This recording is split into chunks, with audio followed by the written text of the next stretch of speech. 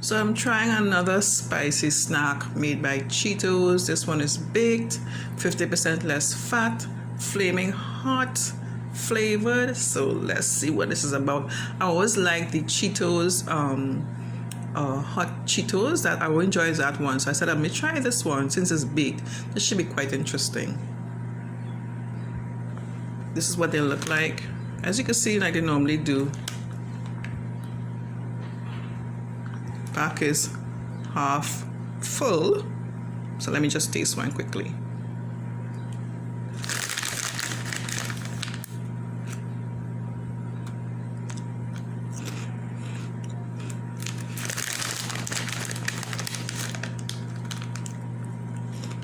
It's a unique flavor, different, flavorful,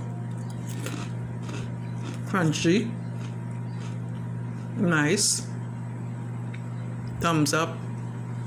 One other thing I forgot to mention that it is 200 calories per pack, which is great, I think, which is great. This is good, it's nice little snack that I could enjoy while watching a movie or something, or maybe a snack during the day that I can have at work.